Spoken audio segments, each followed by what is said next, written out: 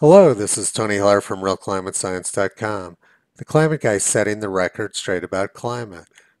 In this video, I discuss fake news about U.S. heat. I was checking out of the grocery store last night and I saw this cover from USA Today. It featured a map of the U.S. painted red, which was supposed to indicate that the U.S. is burning up. So of course I picked the newspaper up and looked closer at it. And I immediately noticed something very interesting, which I've highlighted in red here. It says, changes over the past 22 years, 1991 to 2012. Well, it's not 2012. That was 5 years ago. This is 2017. Before I get into their motivation for starting the interval in 1991, let's just look and see if their claim is accurate. And yes, the U.S. has warmed since 1991. So why start the interval in 1991? What is it about 1991 that made that year interesting to them? Well, 1991 was the eruption of Mount Pinatubo, a huge volcano in the Philippines. When Mount Pinatubo erupted in 1991, it spread huge amounts of volcanic ash up in the atmosphere, which reduced the amount of sunlight reaching the Earth. And the next 3 or 4 years were very cool as a result. You can see that dip which occurred after the eruption. The upward trend we're seeing is largely the result of the cool period on the left side of the graph. What would have happened if they'd started the graph actually 20 years ago? Well, it would have looked completely different. The U.S. has cooled over the last 20 years. The map in the article is just plain wrong. It shows a lot of warming across the U.S. over the last 20 years, when actually the U.S. has cooled over the last 20 years.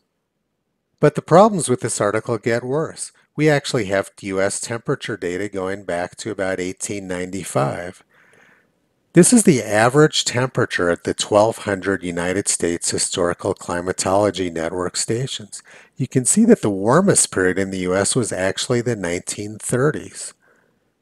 What I'm showing you is the actual measured temperatures from the NOAA thermometers. It shows that the U.S. cooled a lot from the 1930s to the 70s and has warmed since then. But it's not as warm now as it was in the 1930s.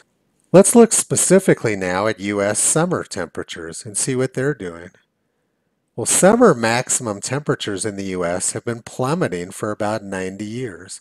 They were very hot in the 1930s. We had a hot summer in 1988, one hot summer in 2012, but for the most part, U.S. summer maximum temperatures have declined a lot since the 1920s. One very good measure of how hot a summer is how often hot days occur. This graph shows the percentage of summer days over 90 degrees Fahrenheit. We had some really hot summers in the 1930s. In 1936, almost half of days during that summer were over 90 degrees, whereas now we typically have about 1 day out of 4 is over 90 degrees.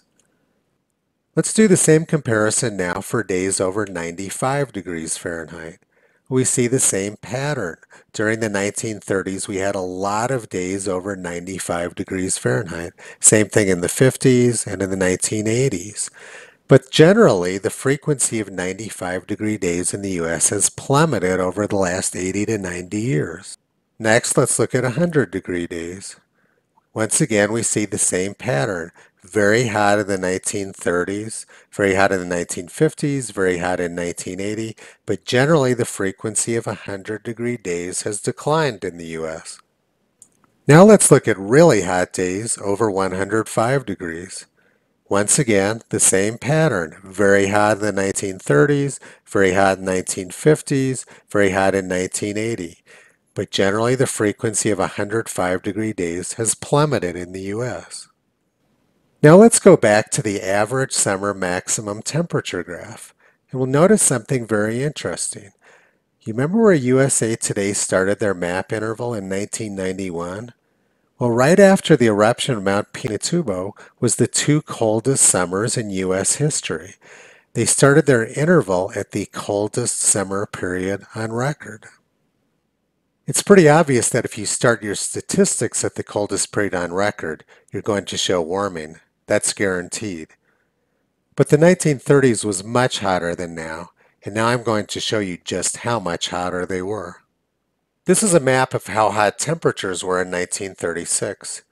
Yellow pins show stations which reached 105 degrees during the year, and red pins show stations which reached 115 degrees during the year. These are incredibly hot temperatures, and they covered a very wide swath of the United States. According to all the experts, 2016 was the hottest year on record on Earth. So let's see how 2016 compared with 1936. This is the same map for 2016. Yellow pins show 105 degree temperatures and red pins show 115 degree temperatures. Notice that the pattern here is what we've gotten used to now. Very hot temperatures are confined to the southwest deserts, and most of the rest of the country has been generally cool during the summer. Very few people are still alive who remember the heat of the 1930s, and the climate scamsters depend on that. But the U.S. was much hotter in the 1930s than it is now, and summer temperatures have been plummeting since then. Very few writers know how hot the 1930s were because they're too young, and because NOAA tampers with their data to hide the heat of the 1930s. The blue line is the graph I've been showing you, which is the actual measured temperature from NOAA thermometers. But the red line shows the altered data which NOAA presents to the public. They cool the past by a huge amount to make the past look cooler and to make it look like the U.S. is warming. But the U.S. isn't warming. Like almost all climate reporting in the press, the USA Today article was horrifically bad, fake news. Visit Toto on the web at realclimatescience.com. He's been pulling back the curtain on junk science for a long time.